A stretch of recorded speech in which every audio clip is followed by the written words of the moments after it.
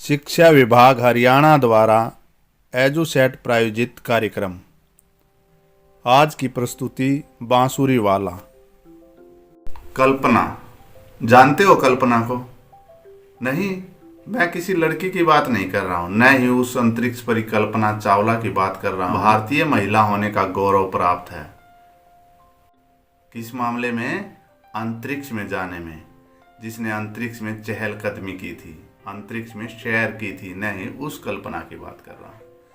मैं बात कर रहा हूँ अपने मन में ख्याल लाने की। आप भी तरह तरह के ख्याल लाते होंगे ना। कभी मन करता होगा मैं पंछी बनकर उड़ जाऊं, ठीक है। कभी आपका मन करता होगा कि समुद्र की लहरें देखें, हम मचलता हुआ समुद्र देखें, कितना विशाल होता है। कभी मन कर सकता है आपका क्या? कभी ये भी मन कर सकता है कि आप पहाड़ देखें, जंगल देखें, वन देखें, या नहीं करता? कर सकता है।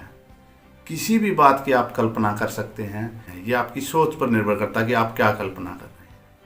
अब इसी तरह से हमारी आज की जो कविता है बांसुरी वाला, वो लिखी है सुभद्रा कुमारी चौहान ने। इसकी कवयित्री हैं सुभद्रा कुमारी चौहान, और वो कल्पना करती हैं कि वो एक नन्हा सा बालक हो। बालक भी कौन सा? भगवान श्री कृष्ण का बचपन का रूप हो। और उसमें वो क्या कल्पना करती हैं, आइए आपको इस कविता के माध्यम से समझाते हैं। अम्मा मुझे बांसुरी ले दो, अम्मा मुझे बांसुरी ले दो, मैं भी उसे बजाऊंगा। अम्मा मुझे बांसुरी ले दो, मैं भी उसे बजाऊंगा। ग्वाले का कुछ काम नहीं, ग्वाले का कुछ काम नहीं है, मैं ही गाय चराऊंगा, मैं ही गाय चराऊंगा। यूं ही कुछ दिन करते करते, यूं ही कुछ दिन करते करते, ज्यों ही कुछ बढ़ पाऊंगा। बैठ किसी रथ पर गोकुल से मैं मथुरा जाऊंगा। जो लड़ने आएंगे कुश्ती, मैं उन्हें हरा दूंगा। मार कंस मामा को, मार कंस मामा को, असुरों को भी खूब डरा दूंगा। मामा बुरे न होंगे तो मैं, मामा बुरे न होंगे तो मैं उनसे मिलने जाऊंगा। और जरूरत समझी तो, और जरूरत समझी तो कुछ गीता उन्हें पढ़ाऊंगा। चीर द्रौपदी का खींचा, दुशासन था अभिमानी। इस पर कौरव पांडव ने की थी लड़ने की तैयारी। बने सारथी अर्जुन के, रथ पर थे गोवर्धन धारी। देख सामने रिश्तेदारों को जब अर्जुन घबराए, बोले मैं इन्हें मारूंगा, राज्य मिले या मिट जाए। काम बिगड़ता देख कृष्ण ने गीता उन्हें सुनाई थी। प्यारे बच्चों, ये थी सुभद्रा कुमारी चौहान की कविता, जिसका हमने सस्वर वाचन किया। आइए अब कविता का सरलार्थ करते हैं, अर्थात कविता का भाव समझते हैं। अम्मा मुझे बांसुरी ले दो। देखो, सुभद्रा कुमारी चौहान एक छोटा बच्चा बनकर कल्पना करती हैं और अपनी माँ से कहती हैं कि मुझे एक बांसुरी ले दो। बांसुरी तो समझते हो, वो बजाने वाली। तुमने फोटो में भी देखा होगा, भगवान कन्हैया जो हमारी किताब में भी फोटो है, इस तरह से वो बांसुरी बजाते हैं कन्हैया कृष्ण भगवान, वो बांसुरी। वो कहती है अम्मा मुझे बांसुरी ले दो, मैं उसे बजाऊंगा। ग्वाले का कुछ काम नहीं, मैं ही गायें चराऊंगा। ग्वाले का कुछ काम नहीं, मैं ही गायें चराऊंगा। यानी कि गायें चराने वाला ग्वाले का कोई काम नहीं है, मैं ही गायें चराऊंगा। यूं ही कुछ दिन करते करते मैं कुछ बढ़ जाऊंगा, यानी कि गायें चराते चराते मैं कुछ बड़ा हो जाऊंगा। बैठ किसी रथ पर गोकुल से मथुरा जाऊंगा। यानी कि अब फिर किसी रथ पर बैठकर, पहले बस नहीं होती थी, कार नहीं होती थी, मोटरसाइकिल नहीं होती थी, साइकिल नहीं होती थी, रथ ही होते थे और घोड़े उन्हें खींचते थे। बैठ किसी रथ पर मैं गोकुल से मथुरा जाऊंगा। गोकुल भगवान कृष्ण का बचपन का बीता हुआ गांव है। वहाँ नंद बाबा के घर और यशोदा बालक माता बनी थी, क्योंकि भगवान श्री कृष्ण के वास्तविक माता पिता जेल में बंद थे, देवकी और वासुदेव। वो कंस मामा की जेल में बंद थे। भगवान कृष्ण के मामा जी थे कंस, उनकी जेल में बंद थे। तो भगवान कृष्ण कहते हैं कि मैं गोकुल से मथुरा जाऊंगा। जो लड़ने आएंगे कुश्ती, अब इसको भी समझो, पहले कुश्ती ही खेल था, कुश्ती ही मलयुद्ध में एक दूसरे को अपना बल दिखाने का हथियार था।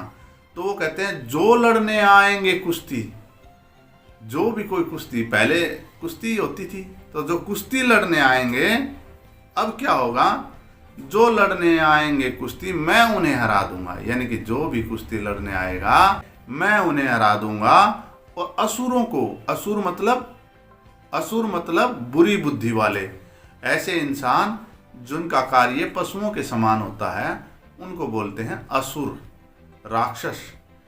यानी कि जिनका भगवान की नेक नियति में विश्वास नहीं होता, अच्छे कर्मों में विश्वास नहीं होता, सद्कर्मों में विश्वास नहीं होता, हरदम बुरे कार्य करने पर ही उनका मन लगा रहता है, ऐसे व्यक्ति को कहा जाता है असुर।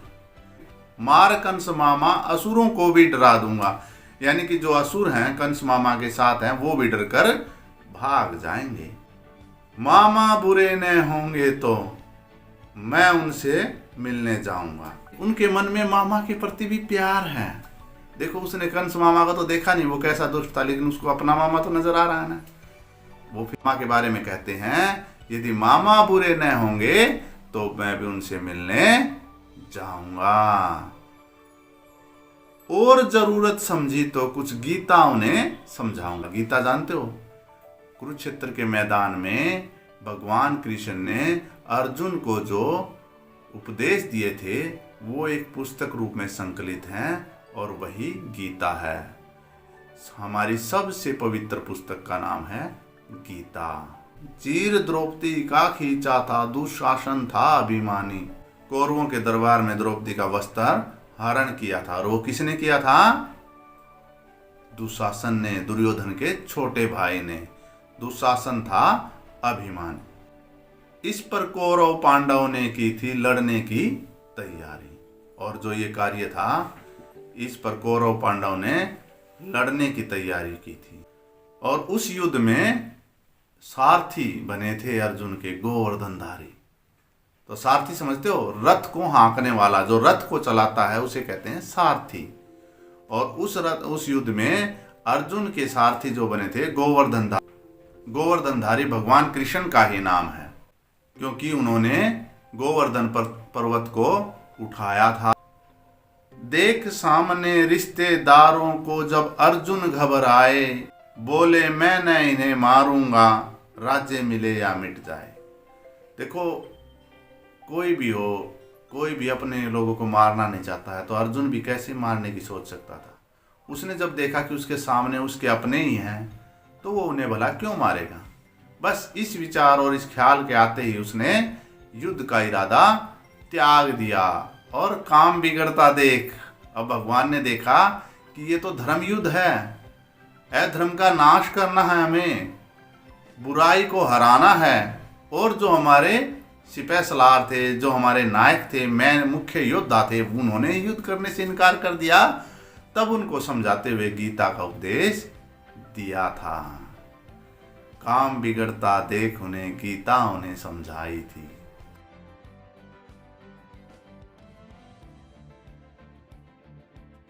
चाहिए गोवर्धनधारी, गोवर्धन पर्वत को धारण करने वाले कृष्ण, भगवान कृष्ण ने गोवर्धन पर्वत को अपनी उंगली पर उठाया था।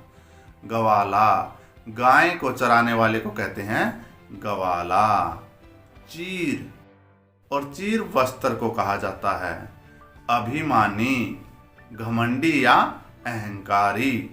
सारथी, रथ को हाँकने वाला, सारथी होता है रथ को हाँकने वाला। हर्ज, और हर्ज होता है बाधा या हानि, हर्ज होता है बाधा या।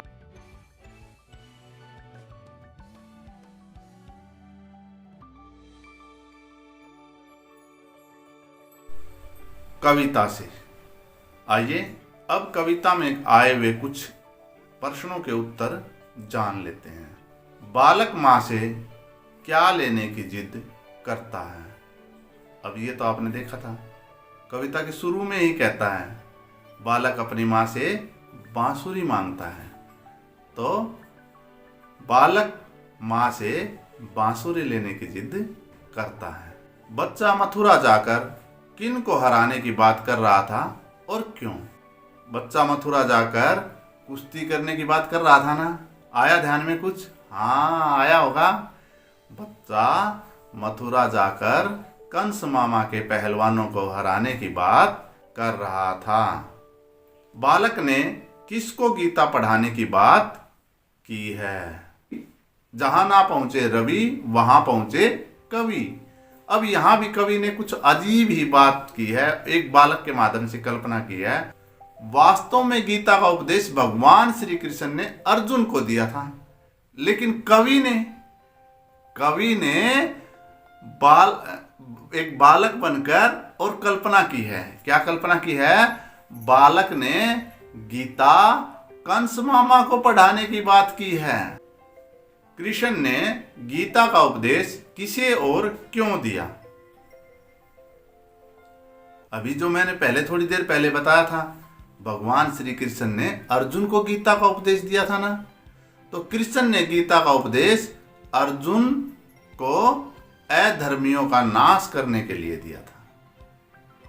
भगवान श्री कृष्ण ने अर्जुन को गीता का उपदेश महाभारत का युद्ध लड़ने के लिए दिया था।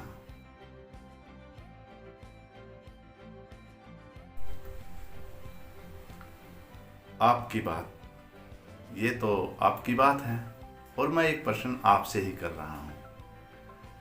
कविता में बालक ने मामा के पास जाने की बात की है।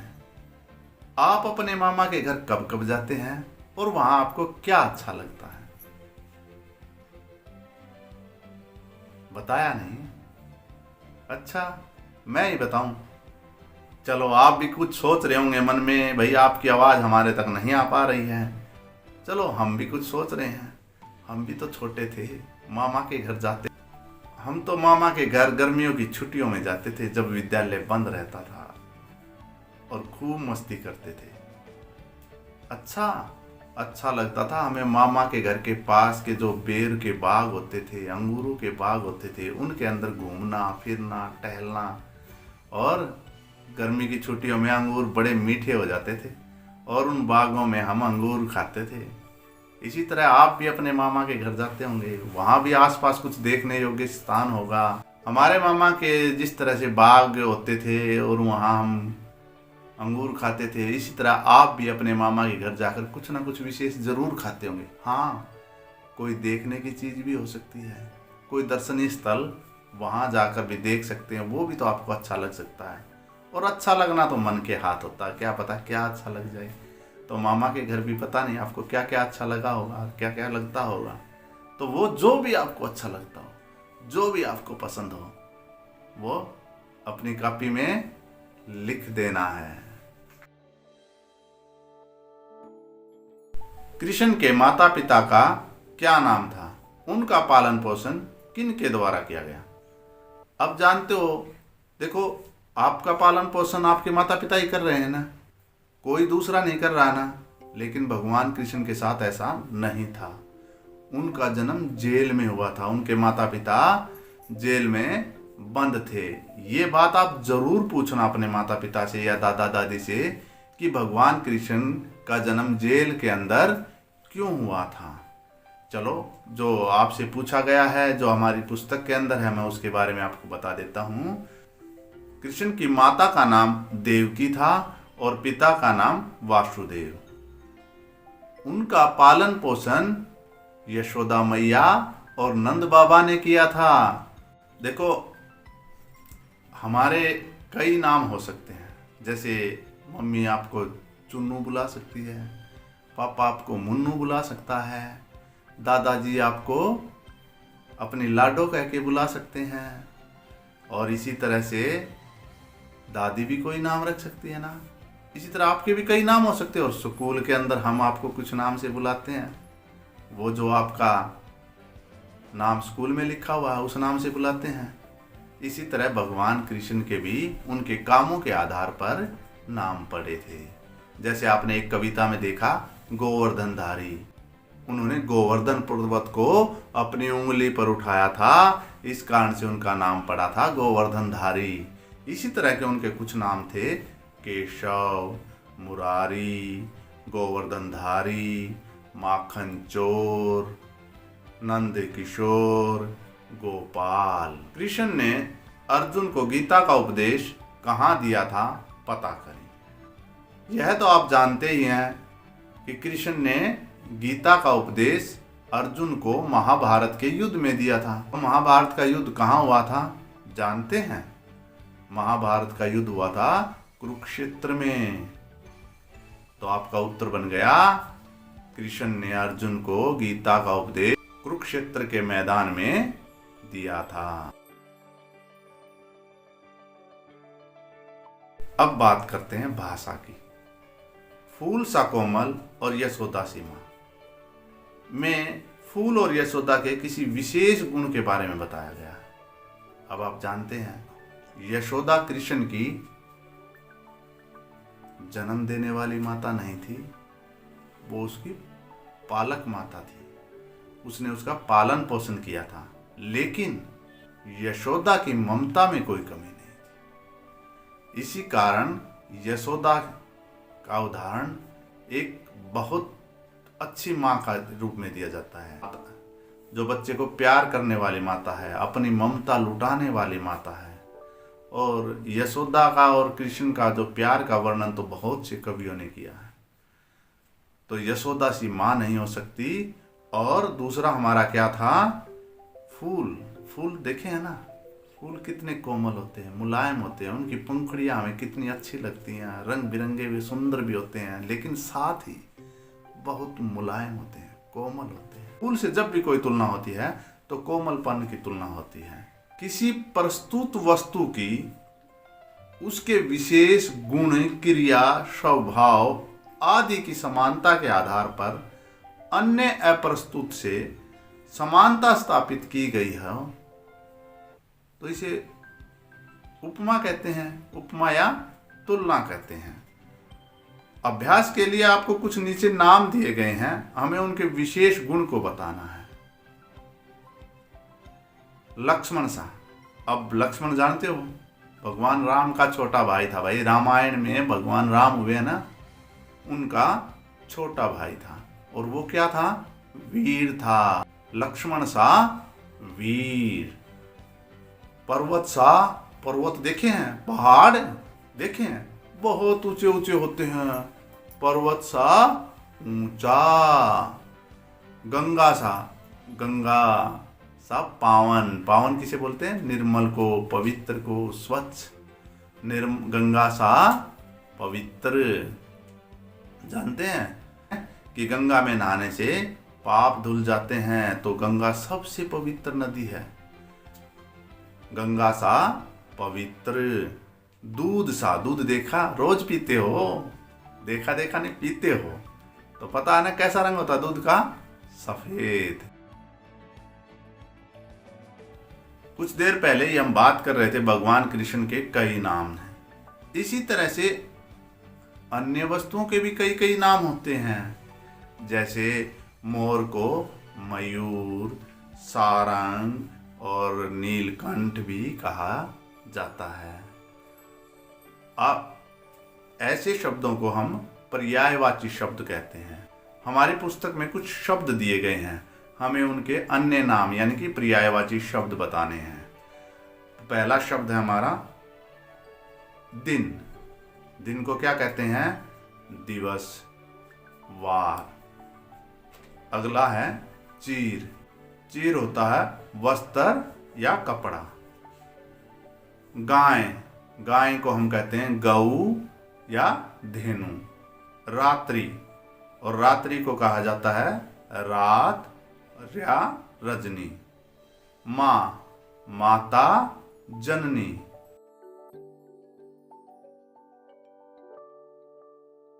मैं, जैसे, कैसे,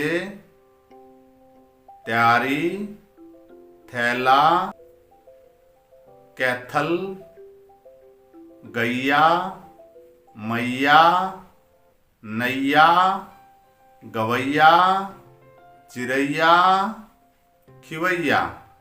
अब यहां देखें आप, मात्रा एक ही लगी हुई है ना, किसकी है? आई की। कहीं आवाज आ रही है ए की तो कहीं आई की। जहां भी या के आ जाए और उससे पहले जिस पर यह मात्रा लगती है तब यह आई की ध्वनि देती है, वरना आपको पता ही है थैला, पैसा, उसमें कैसी ध्वनि आ रही है? ए की। तो ए तो इस तरह की ध्वनि आएगी। और आई की ध्वनि आएगी जब जिसके ऊपर ये मात्रा लगी हो और उसके बाद या आ जाए तो आई की ध्वनि देगी।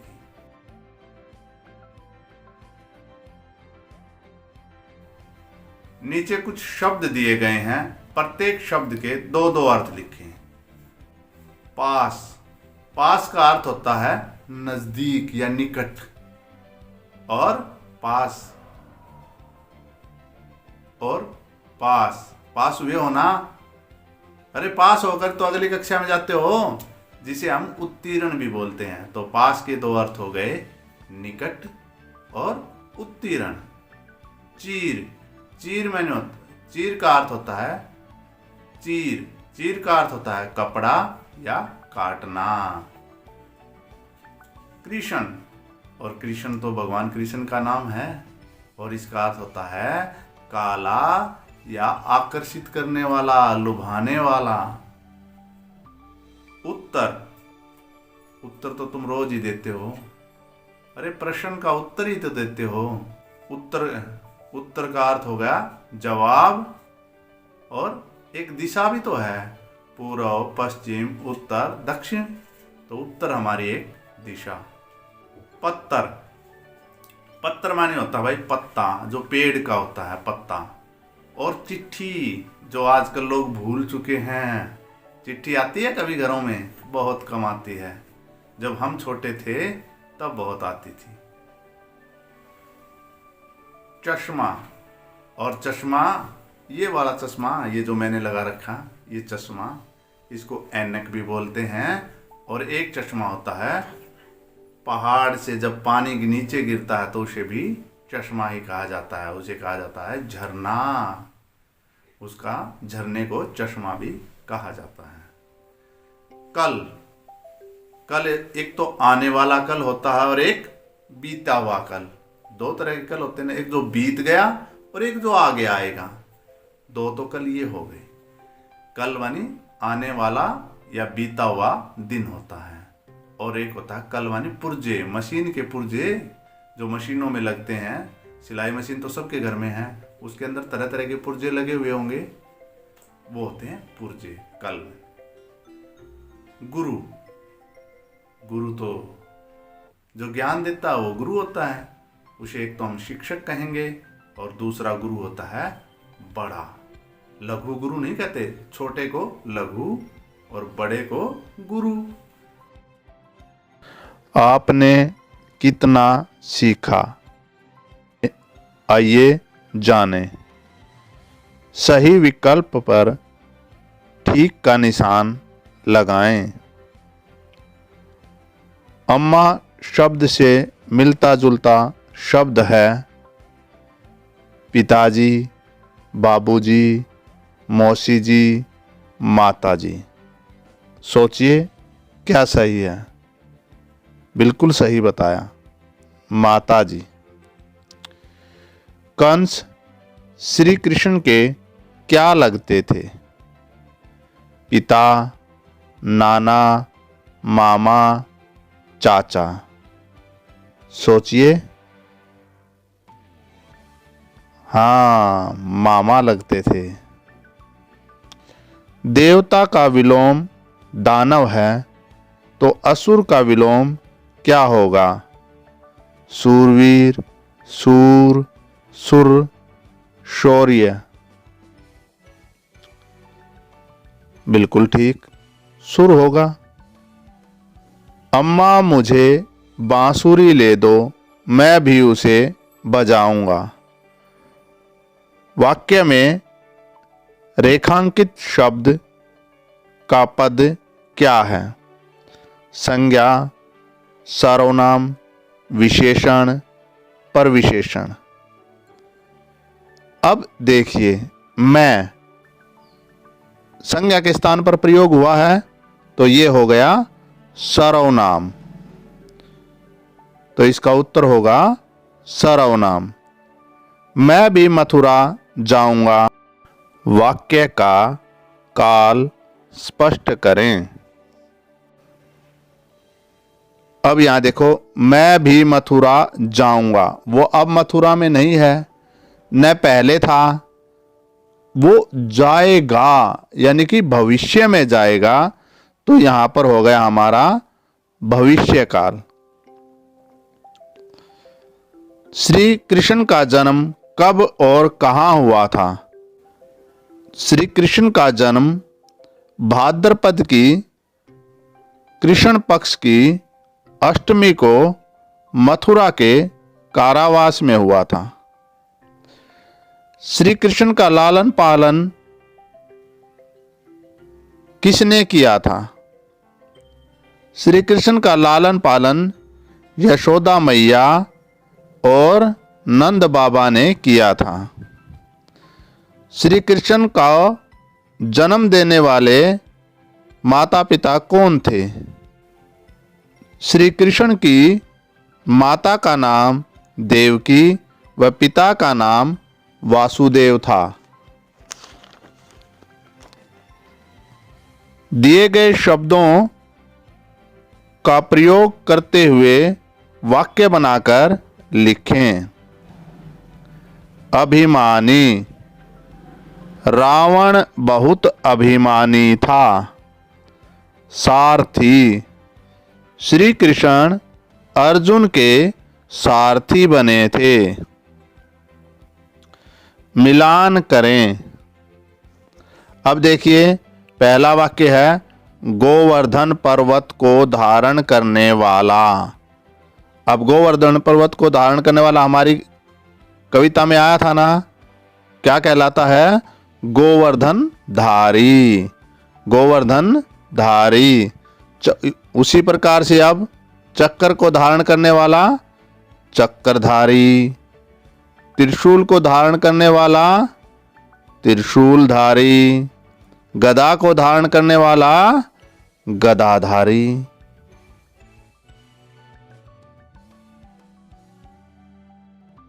तो आज हमने पढ़ी कविता बांसुरी वाला, और इसकी कवयित्री कौन थी? सुभद्रा कुमारी चौहान। इस कविता में हमने देखा कि एक नन्हा बालक अपनी माँ से बांसुरी की मांग करता है और वो खुद को क्या मानता है? भगवान कृष्ण मानता है। कविता का सस्वर वाचन करने के बाद हमने क्या किया था? कविता का सरलार्थ समझा था, कविता का भाव समझा था। उसके बाद कविता से कुछ प्रश्नों के जवाब दिए थे और फिर हमने आपकी बात की थी। कविता से आगे की बात हुई थी, भाषा की बात भी हुई थी और भाषा की बात के अंतर्गत आज हमने उपमा के बारे में जाना था, तुलना करने के बारे में जाना था, लक्ष्मण सा वीर। उसके बाद पर्यायवाची शब्दों के बारे में बात की थी और एक बात हमने विशेष की थी, वो थी आई की मात्रा की, कि उसका अलग अलग स्थानों पर अलग अलग उच्चारण होता है। समझ गए होगे ठीक ढंग से? यदि नहीं समझे हो तो फिर से अभ्यास करना ताकि आपकी कोई भी गलती ना रहे। और अंत में हमने एक ही शब्द के दो अर्थ जाने थे जिनका बिल्कुल भिन्न अर्थ था। शब्द एक लेकिन अर्थ बिल्कुल भिन्न था, अलग। हमारी यह वीडियो अब समाप्त होती है। मिलते हैं अगली वीडियो में, तब तक इजाज़त दीजिए। नमस्कार।